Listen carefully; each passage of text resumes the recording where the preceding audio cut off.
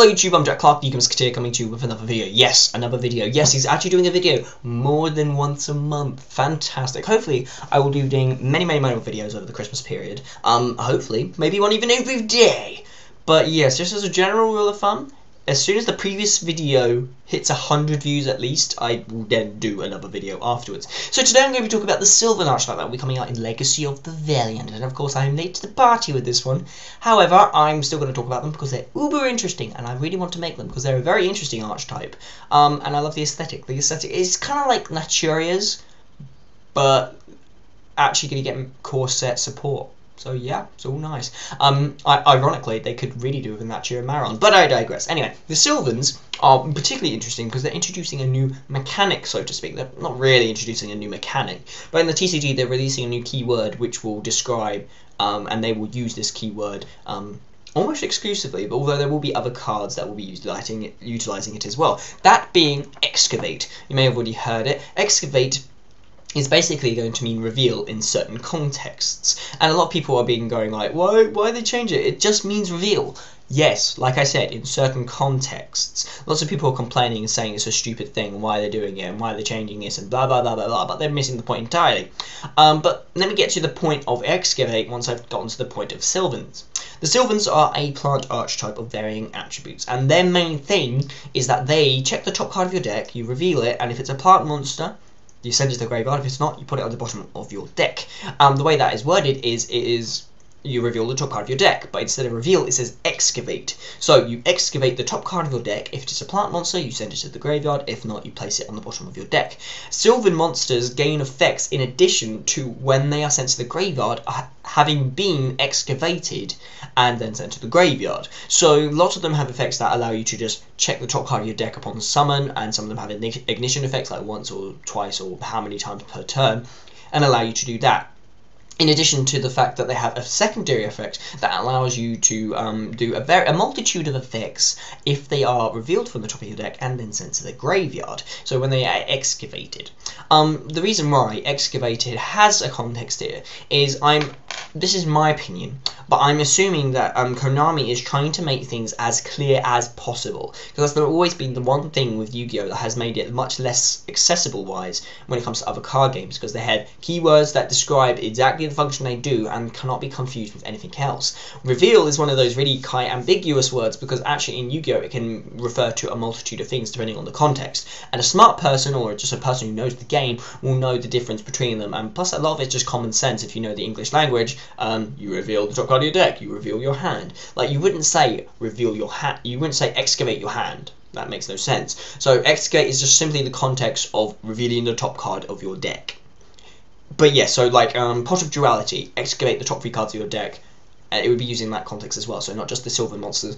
Actually, in the I think it's Battle Pack War of the Giants, like a special edition set, they're actually having cards that would be applicable to have Excavate on them will be reprinted with that, so you can go check it out on there. So I think there's going to be a Pot of Duality reprint in that, so you can have Excavate, so that'll be interesting.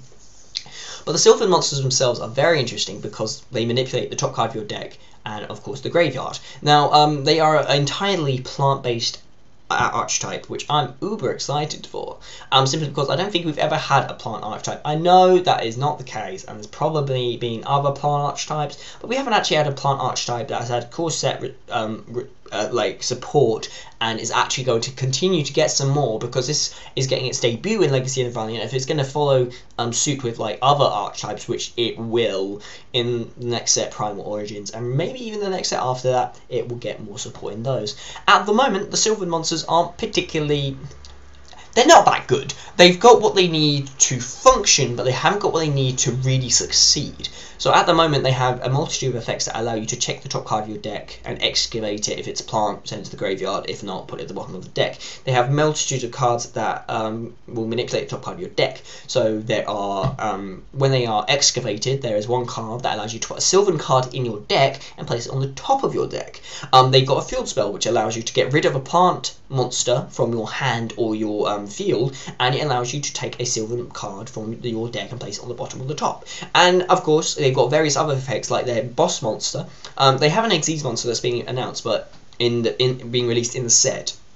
which is kind of inconsequential. They do rank 8s, which is quite rare, but they've got a main deck monster rank level 8, which is the Sylvan like Spirit Tree Regia, which is like the big beastie monster with like 2700 attack points, I think, which allows you to check the top card of your deck and then reveal it, do a regular Excavate effect, and then draw. So it is going to be based on trying to get some advantage from it and manipulating the top card of your deck, because in addition to being able to excavate, they do have very generic effects that allow you to start plussing and getting advantage off the excavations, because excavating doesn't actually net you any advantage. It will be the effects that you excavate, and plus that since there are so many plant effects that actually revolve being in the graveyard, a la Spore and Dandelion and the like, it means it can be utilised in those ways as well. So for example, we have Sylvan Leaf Flow, that when it's excavated since the graveyard, you just pop a monster on the field.